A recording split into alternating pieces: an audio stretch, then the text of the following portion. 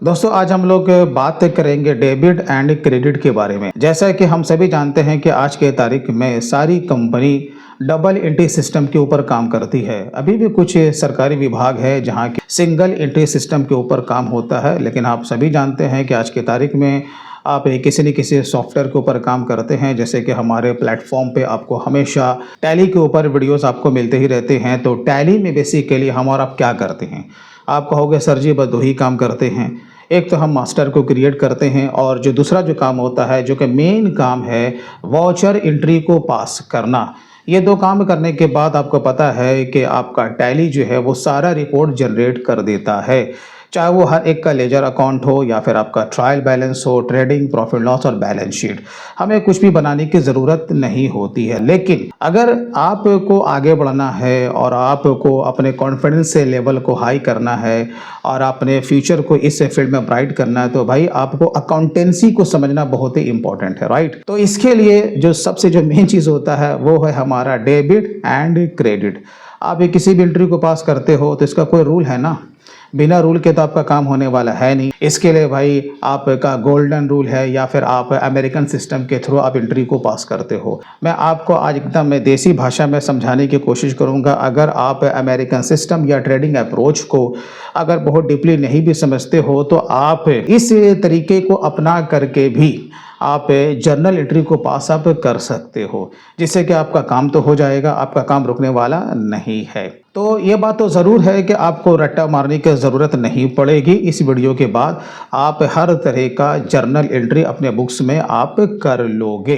तो दोस्तों इस चैनल के माध्यम से आप टैली, अकाउंट्स और टैक्सेशन के बारे में बहुत कुछ सीखना चाहते हैं तो आप हमारे चैनल को सब्सक्राइब अब ज़रूर कर लें। तो debit and credit in accounting. तो देखिए क्या होता है कि अकाउंट्स में दो साइड है, इसको आप ध्यान में रखिएगा। एक डेबिट और दूसरा है आपका क्रेडिट। चलिए ठीक है, लेकिन डेबिट एंड क्रेडिट करने के लिए आपको चार चीज को समझना बहुत ही इंपॉर्टेंट है।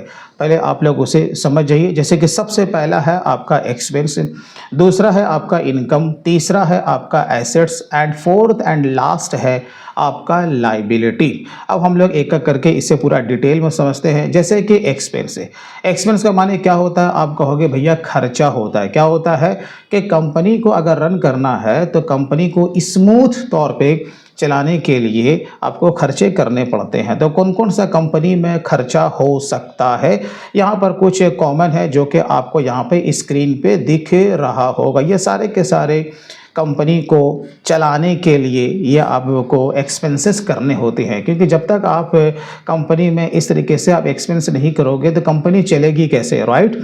तो हाँ, ये तो सिंपल है कि कंपनी में भाई एक्सपेंसेस होते हैं। तो यहाँ पर आपके स्क्रीन के सामने यहाँ पर कुछ एग्जाम्पल है, राइट। अब इसी तरीके से अब सिर्फ कंपनी में एक्सपेंस हो और कुछ इनकम ना हो तो ऑफ कोर्स हमारी कंपनी का दिवालिया हो जाएगा, तो कंपनी बंद हो जाएगी। तो ऐसा नहीं है, कंपनी में इनकम भी होता है। इनकम का माने क्या? अरे भाई आमदनी। आप अगर कहीं पर काम करते हो तो इसके बदले में आपको क्या मिलता है? आप कहोगे पैसे मिलते हैं, तो वही तो आपका इनकम हो गया, ठीक है। तो कंपनी लेवल में आपका इनकम कुछ इस तरह का हो सकता है। जैसे कि कोई अगर व्यापारी है, माल सेल करेगा तो सेल उसके लिए इनकम हो गया। अब जैसे कि अगर मैं अपनी बात करूं तो भाई साहब मैं ट्यूशन पढ़ाता हूं, चाहे वो ऑनलाइन का प्लेटफॉर्म हो या फिर ऑफलाइन का प्लेटफॉर्म हो। इसी तरीके से अगर मैं अपनी बात करूं, अगर हमारे पास सेविंग अकाउंट है तो बैंक से हमें इंटरेस्ट मिल सकता है, ये भी हमारे लिए इनकम है। अगर कहीं से हमें छूट मिल गया तो ये भी हमारे लिए इनकम है। कहीं से कमीशन मिल गया या फिर इंटरेस्ट ऑन इन्वेस्टमेंट। आज के तारीख में आपको पता है कि कंपनी और प्लस हम और आप इंडिविजुअल मार्केट में पैसे को इन्वेस्ट करते हैं, तो उससे क्या होता है, कभी कभी नुकसान भी होता है तो वो एक्सपेंस में चला जाएगा, राइट। लेकिन हमें बेसिकली उसमें क्या होता है भाई, फायदा होता है, ठीक है ना। तो वहाँ पर हमें उस पर इंटरेस्ट मिल सकता है, तो ये भी हमारे लिए क्या हो जाएगा, इनकम हो जाएगा।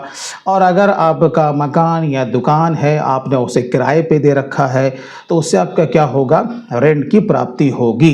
तो यहाँ पर कुछ इस तरीके से एग्जांपल है कि आपको इनकम को पहचानना है, रट्टा नहीं मारना। देखिए अकाउंट्स में रट्टा मारने का कोई काम नहीं है। अब यहाँ पर हम लोग बात करते हैं एसेट्स के बारे में। एसेट्स का माने होता है संपत्ति, ठीक है।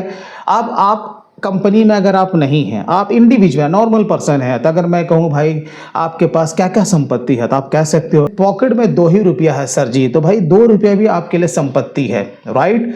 आप अगर मोबाइल पे हमें देख रहे हो या कंप्यूटर पे हमें देख रहे हो, तो कंप्यूटर एंड मोबाइल ये भी क्या आपके लिए संपत्ति है। ये हमारी और आपकी बात हुई, लेकिन कंपनी लेवल में तो बहुत सारे संपत्ति हो सकते हैं, राइट।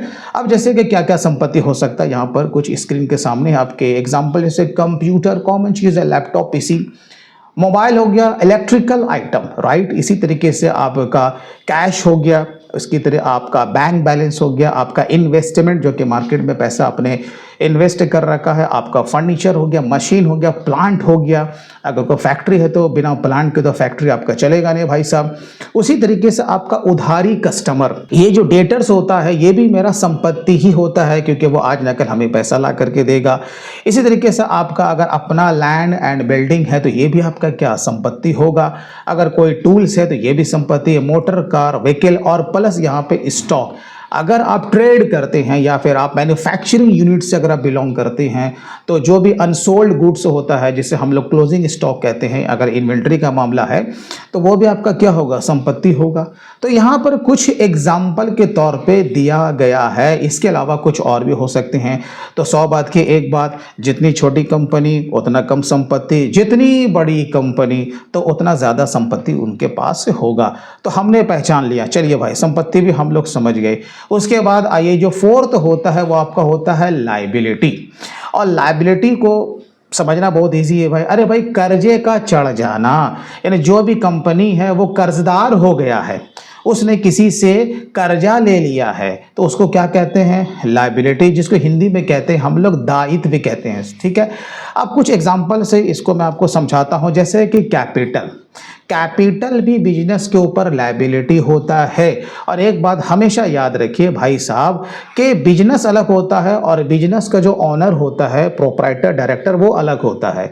तो बेसिकली हम और आप जो अकाउंट्स मेंटेन करते हैं वो किसका, प्रोप्राइटर का नहीं, प्रोप्राइटर के बिजनेस का, ठीक है। तो कैपिटल जो लगाता है खुद प्रोप्राइटर, तो वो वसूलेगा कहाँ से, बिजनेस से ना। इसलिए बिजनेस अलग होता है और बिजनेस का मालिक अलग होता है। इसलिए कैपिटल जो होता है ये बिजनेस के ऊपर लायबिलिटी है, राइट है। और उसके बाद आपका हो गया क्रेडिटर्स। क्रेडिटर्स का माने मेरा महाजन है ना, हमारा माई बाप जो कि हमें उधार में माल को सप्लाई करता है, तो हमें आज न कल उसे पैसा देना है। तो ये बताओ ये हम पर कर्जा चढ़ा के नहीं चढ़ा, हाँ जी चढ़ गया ना। तो ये क्रेडिटर्स भी क्या है, आपके ऊपर लायबिलिटी ही है। इसी तरीके से लोन है।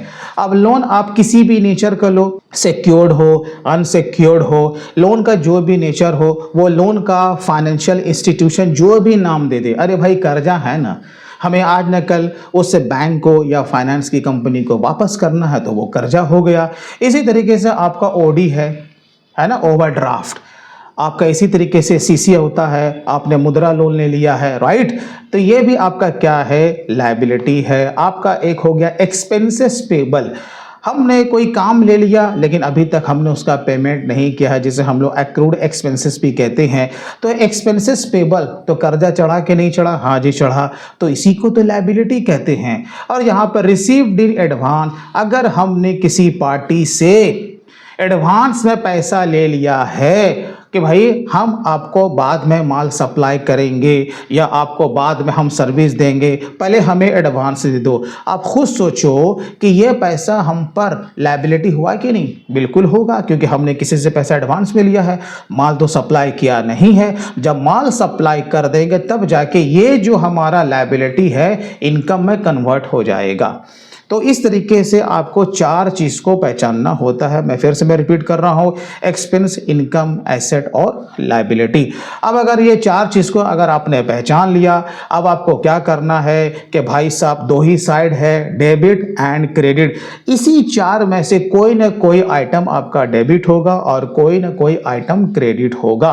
अब इसे करने के लिए एक फॉर्मूला है, तो पहले हम लोग को उसका फॉर्मूला समझ जाते हैं। अमेरिकन सिस्टम की अगर हम बात करें, ये कहता है कि भाई देखो एक्सपेंस प्लस एसेट को अगर आप पहचान लेते हो कि हाँ भाई ये एक्सपेंस है ये एसेट है, ये क्या बोलता है कि अगर उसका वैल्यू इंक्रीज हो यानी कि बढ़े तो उसे क्या करना है, अपने बुक में डेबिट करना है, ठीक है। और अगर जस्ट अगर ये उल्टा हो, उल्टा का माने यानी कि आपका ये कम हो, रिवर्स हो, तो एक्सपेंस प्लस एसेट अगर डिक्रीज होता है तो उसे अपने बुक में क्रेडिट करना है, ठीक है। अगर एक को अगर आप समझ जाते हैं तो दूसरा तो बाय डिफॉल्ट हो जाएगा क्योंकि वो रिवर्स की बात करता है, राइट।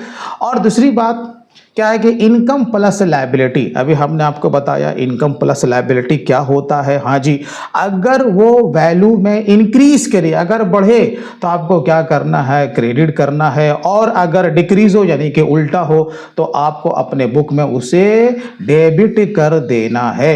यानी कि बढ़ने पर ये आपका क्रेडिट हो जाएगा और घटने पे आपका ये डेबिट हो जाएगा। ये कहता है मॉडर्न अप्रोच यानी कि अमेरिकन सिस्टम का फॉर्मूला। आप इस बेस पर भी आप किसी भी ट्रांजैक्शन का रिकॉर्ड डबल एंट्री सिस्टम में आप कर सकते हैं, यानी कि डेबिट एंड क्रेडिट। चलिए ठीक है भाई। अब जो दूसरा जो आपका जो तरीका है वो बात करता है जैसे कि गोल्डन रूल के बारे में, राइट।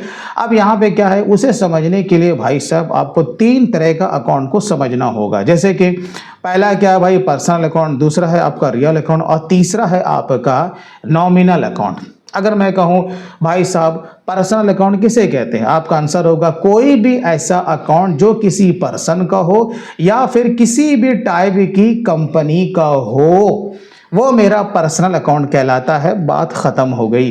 अब बात करते हैं रियल अकाउंट। रियल अकाउंट का माने क्या होता है, अरे सर जी जो भी कंपनी का एसेट होगा, क्या होगा, जितने भी तरह का कंपनी का संपत्ति है, चाहे वो टैंजिबल हो या इनटैंजिबल हो, या फिर आपका करंट एसेट हो या फिर आपका फिक्स्ड एसेट हो। अभी मैंने आपको बताया था शुरू में ना कि अकाउंट्स में 4 ही चीज़ है, फिर से समझिए, एक्सपेंस, इनकम, एसेट, लायबिलिटी, है ना। इसी 4 चीज में आपको घूमते रहना है, ठीक है। तो संपत्ति जो होता है वो कंपनी का, वो रियल अकाउंट कहलाता है। अब उसके बाद क्या है भाई, लास्ट यानी कि नॉमिनल अकाउंट। अगर कंपनी में खर्चा है, क्या है, जिसे हम लोग एक्सपेंस कहते हैं, राइट, अगर वो एक्सपेंस है तो भी ये नॉमिनल अकाउंट है। और अगर किसी भी तरह का आपको अगर इनकम होता है या आपको प्रॉफिट होता है, बढ़ोतरी होता है, तो वो भी आपका नॉमिनल अकाउंट ही कहलाता है। इन शॉर्ट कि अगर आपको गोल्डन रूल के मुताबिक अगर आपको डेबिट एंड क्रेडिट करना है तो 3 तरह का अकाउंट है, इसे आप पहले समझ जाइए। अब अगर आप समझ गए तब आपको क्या करना है, इस पर आपको गोली दागना है, और उस गोली का नाम है of course golden rule. Personal account का रूल बोलता है debit the receiver and credit the giver. Personal account के बारे में, यानी कि सामने वाला पर्सन है या फिर कंपनी है, राइट, तो वो कहता है भाई साहब जो रिसीवर है ना उसको अपने बुक में डेबिट कर दो, और जो गिवर है उसको अपने बुक में क्रेडिट कर दो, राइट। और आपका दूसरा क्या है, हाँ भाई साहब आपका रियल अकाउंट है। आपको पता है कि रियल अकाउंट किसे कहते हैं, अच्छा, कंपनी के एसेट को। चलिए ठीक है। अब ये क्या बोलता है, डेबिट व्हाट कम्स इन। अगर संपत्ति बिजनेस में आता है तो उसको डेबिट करना है, और अगर संपत्ति आपके बिजनेस से चला जाता है, जहां भी आप काम करोगे, आप पहचान लो कि संपत्ति है, आए तो डेबिट और जाए तो क्रेडिट, ठीक है। उसके बाद तीसरा आपका जो नॉमिनल अकाउंट है, इसका रूल क्या बोलता है, debit all expenses and losses. जितने भी तरह का आपका कंपनी में एक्सपेंस है, ये जितने भी तरह का लॉस है, आपको जो नुकसान हो रहा है, उस नेचर वाले एक्सपेंस को आपको क्या करना है, डेबिट कर देना है। और बाकी इनकम प्लस गेन अगर होता है, आपको अपने बुक में सारे इनकम को क्रेडिट कर देना है। अब इसी चीज को अगर आप अपने तरीके से अगर आप इसे समझते हैं तो आपका काम बहुत आसानी से हो सकता है। तो अपना तरीका, जैसे कि मैंने आपको कहा था, देसी तरीका, ठीक है। जो वस्तु, मैं यहाँ पे कह रहा हूँ वस्तु का माने संपत्ति, ठीक है, कोई ना कोई चीज तो आएगा ना बिजनेस में, तो यहाँ पे आप इसको इस तरीके से समझिए, जो वस्तु या जो चीज यानी कि संपत्ति अगर आता है आपके बिजनेस में, आपके कंपनी में, तो उसे क्या करना है, डेबिट कर देना है, ठीक है। और अगर जो वस्तु यानी कि संपत्ति अगर जाता है तो उसे क्रेडिट कर देना है। चलिए अब यहाँ पे हम लोग दूसरा समझते हैं, लेने वाले व्यक्ति को या अगर वो कंपनी है तो डेबिट करेंगे, और जब वो देने वाला होगा, और देने वाला कौन होगा, अरे भाई कोई व्यक्ति होगा या कोई कंपनी होगा, तीसरा तो कोई हो नहीं सकता, तो वो क्रेडिट आपको कर देना है। अब जैसे कि किसी ट्रांजैक्शन में आप खुद ही रिसीवर होगे, आप खुद ही गिवर होगे, यानी कि देने वाले और लेने वाले आप खुद होंगे, यानी कि आप प्रोप्राइटर हो ना, ठीक है, आप प्रोप्राइटर हो, आप कंपनी के डायरेक्टर हो, राइट। तो आप अपने बुक पे अपना नाम नहीं लिखोगे। अकाउंट्स का ये भी रूल है कि अपने बुक में कोई भी प्रोप्राइटर या डायरेक्टर है, ठीक है, अपना नाम नहीं लिखता है, तो उसके बदले आपको दूसरे लेजर को पकड़ना पड़ेगा। अभी मैं आपको एग्जांपल भी बताऊंगा, अभी आपका कॉन्सेप्ट एकदम बिल्कुल क्लियर हो जाएगा। अब तीसरा क्या बोलता है, अरे भाई अगर कंपनी में कोई नुकसान होता है, किसी भी तरह का हानि हो जाता है, तो आपको क्या करना है, डेबिट कर देना है। तो मॉडर्न अप्रोच और ट्रेडिंग अप्रोच तो यही बात कहता है ना। तो आप इसको अगर इस तरीके से अगर आप समझते हो, अगर आपको ये इजी लगता है, तो इस तरीके से आप पढ़ाई करो, तो आपका टमटम कभी रुकेगा नहीं। और क्या है भाई, अगर आपको कोई नफ़ा होता है, नफ़ा के मतलब के फ़ायदा, आपको लाभ हो गया यानी कि इनकम हो गया, तो आपको क्या करना है, क्रेडिट करना है। अब इसके लिए हम लोग कुछ एग्जाम्पल यहाँ पे ले लेते हैं। अब जैसे यहाँ पर देखो, पेड सैलरी इन कैश, आपने अपने स्टाफ को कैश में सैलरी दिया। अब ये बताइए, जब हम किसी को सैलरी देते हैं तो ये हमारे लिए यानी कंपनी के लिए क्या है, आप कहोगे नुकसान है। जो सैलरी ले रहा है उसके लिए तो फायदा है, बट हम अकाउंट्स किसका मेंटेन करते हैं, अपने स्टाफ का तो नहीं, हम तो अपने कंपनी का अकाउंट्स मेंटेन करते हैं, ठीक। तो यहाँ पे ये जो सैलरी हो गया ना, मेरे लिए नुकसान हो गया, राइट। तो इस तरीके से पकड़िए कि भाई नुकसान हुआ तो डेबिट। तो हर नुकसान का, एक्सपेंस का, खर्चे का स्वरूप, नेचर अलग अलग होगा। यहाँ पे नेचर क्या है, आप कहोगे सैलरी, राइट। तो आपको क्या करना है कि हाँ भाई सैलरी को आपको अपने बुक में डेबिट कर देना है। अच्छा, सैलरी तो दिया, तो बदले में क्या दिया, आप कहोगे लक्ष्मीकांत दुबे जी। अब ये लक्ष्मीकांत दुबे जी मेरे लिए क्या है, कैश मेरे लिए संपत्ति है ना, जिसको हमने कहा था जो चीज़ आए तो डेबिट और जो चीज़ जाए तो क्रेडिट। हमने सैलरी दिया, अब ये बताओ पैसा बिजनेस में आया कि गया, आप कहोगे सर चला गया, तो इसका माने कैश क्या हो जाएगा, क्रेडिट हो जाएगा। तो ये एंट्री सिंपल में आपके अपने बुक्स में बनने वाली है, ठीक। आइए दूसरा एग्जांपल हम लोग लेते हैं, परचेज कंप्यूटर इन कैश। अब हम लोग क्या करते हैं कि हमने कंप्यूटर को परचेज कर लिया। अब यहाँ पे देखिए, जब हम लोग नगद में कंप्यूटर को परचेज करते हैं तो यहाँ पर जो चीज़ आए तो डेबिट, तो यहाँ पर क्या आ रहा भाई साहब, आप कहोगे अरे भैया कंप्यूटर आ रहा है और बदले में पैसा जा रहा है, तो जो संपत्ति आए वो डेबिट हो जाएगा और जो संपत्ति जाए वो क्रेडिट हो जाएगा। तो यहाँ पर कंप्यूटर हमारा डेबिट हो गया और कैश हमारा क्रेडिट हो गया। ठीक इसी तरीके से एक और एग्जांपल लेते हैं, नगद में माल बेचा, कैश सेल्स। हम लोग जब नगद में माल बेचते हैं, आप अगर बेचोगे तो जब नगद में माल बेचा तो आप कहोगे अरे भाई साहब माल बेचने से हमें पैसे की प्राप्ति हुई, लक्ष्मी जी आ गई, है ना। लक्ष्मी जी क्या है, मेरे लिए संपत्ति है, तो आए तो डेबिट, राइट, और जाए तो क्रेडिट। इसका माने क्या होगा कि कैश आया और बदले में माल चला गया, माल चला गया। अगर आप इस तरीके से समझते हैं कि माल चला गया, तो माल गया कैसे, क्या हमने फेंक दिया है या चोरी हो गया है, कहोगे ना ना, माल जो गया है तो बिक्री करने पे गया, तो सेल लिखेंगे। क्या लिखेंगे, सेल लिखेंगे। और सेल करने से हमें क्या हुआ, आप कहोगे फायदा हुआ। जब फायदा हुआ तो अभी आपको मैंने बताया, नुकसान हो तो डेबिट और फायदा हो तो क्रेडिट। इसका माने सेल जो है वो मेरे लिए इनकम है। तो क्या हो गया, अरे सर जी कैश डेबिट हो गया और सेल हमारा क्रेडिट हो गया। तो दोस्तों मैं उम्मीद करता हूं कि डेबिट एंड क्रेडिट का जो कि कॉन्सेप्ट है आपको आसान भाषा में समझ में आ चुका होगा। वीडियो आपको कैसा लगा आप कमेंट में ज़रूर लिखें। इसी तरीके से अगर और भी डिटेल में अगर आप मुझसे tally, GST, TDS, TCS, income tax, payroll, balance sheet को फाइनलाइज करना और भी बहुत कुछ कंपनी के रियल डाटा के साथ, वो भी प्रैक्टिकल वे में अगर आप सीखना चाहते हैं, तो आप हमारे tally and taxation mastery course में भी आप इनरोल कर सकते हैं।